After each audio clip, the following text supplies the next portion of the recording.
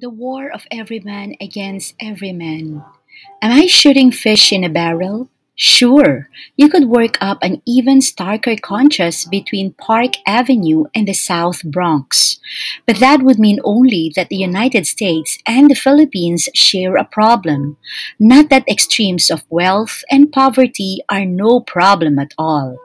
In New York and a few other places, the extremes are so visible as to make many Americans uneasy about the every man for himself principle on which our society is based.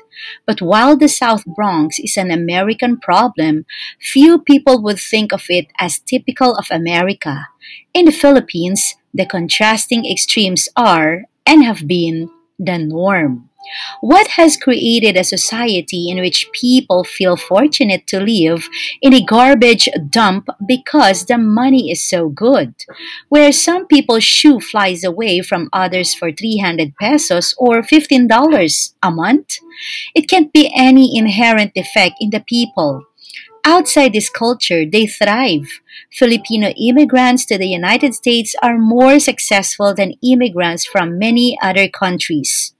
Filipino contract laborers working for Japanese and Korean construction companies built many of the hotels, ports, and pipelines in the Middle East.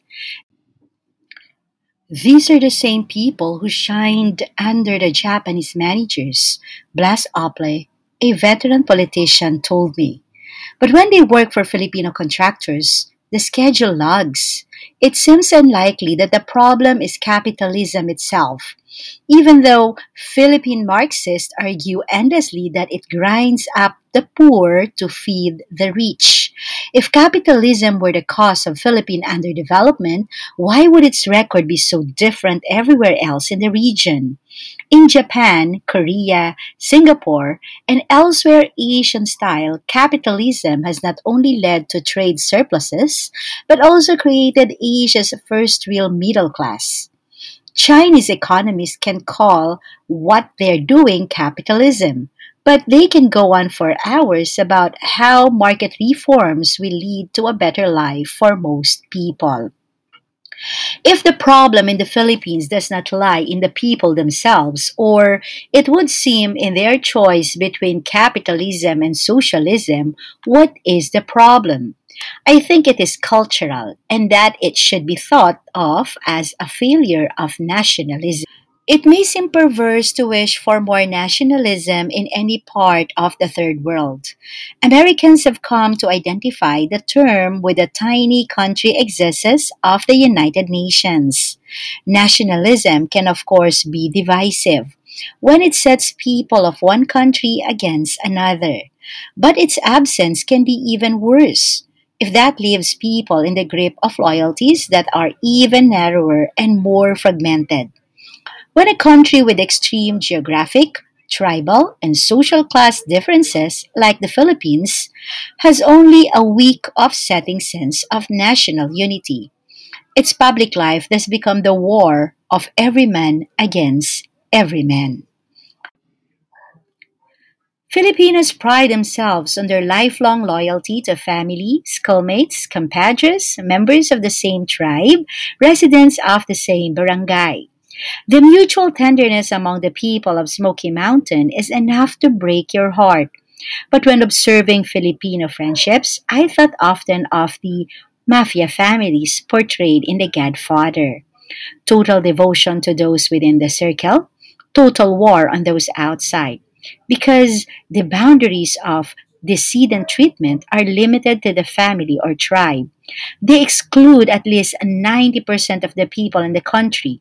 And because of this fragmentation, this lack of nationalism, people treat each other worse in the Philippines than in any other Asian country I have seen. Like many other things I am saying here, this judgment would be hotly disputed by most Filipinos. Time and again, I heard in interviews about the Filipino people's love of reconciliation and their proudly nationalistic spirit. The EDSA revolution seems emotionally so important in the Philippines, not only because it got rid of Marcos, but also because it demonstrated a brave, national minded spirit. I would like to agree with the Filipinos that those 4 days revealed the country's spiritual essence. To me, though, the episode seems an exception, even an aberration. For more than 100 years, certain traits have turned up in domestic descriptions and foreign observations of Philippine society. The tradition of political corruption and cronyism, the extremes of wealth and poverty, the tribal fragmentation, the local elite's willingness to make a separate profitable peace with colonial powers, all reflect a feeble sense of nationalism and contempt for the public good. Practically everything that is public in the Philippines seems neglected or abused. On many street corners in downtown Manila, an unwary step can mean a broken leg. Holes 2 feet square and 5 feet deep lurk just beyond the curb. They are supposed to be covered by metal grates, but scavengers have taken the grates to sell for scrap. Manila has a potentially beautiful setting divided by the Pasig River and fronting on Manila Bay. But three-fourths of the city's sewage flows raw into the Pasig, which in turn empties into the bay. The smell of Smoky Mountain is not so different from the smell of some of the prettiest public vistas. The Philippine telephone system is worse than its counterparts anywhere else in non communist Asia, which bogs down the country's business and inconveniences its people. But the Philippine Long Distance Telephone Company has a long history of high and not reinvested profits. In the first class dining room aboard the steamer to Cebu, a Filipino at the table next to mine picked through his plate of fish. Whenever he found a piece he didn't like, he pushed it off the edge of his plate onto the floor. One case of bad manners? Maybe, but I've never seen its like in any other country. Outsiders feel they have understood something small but significant about Japan's success when they watch a barman carefully wipe the condensation off a bottle of beer and twirl it on the table until the label faces the customer exactly. I felt I had a glimpse into the failures of the Philippines when I saw prosperous looking matrons buying cakes and donuts in a bakery, eating them in a department store, and dropping the box and wrappers around them as they shopped.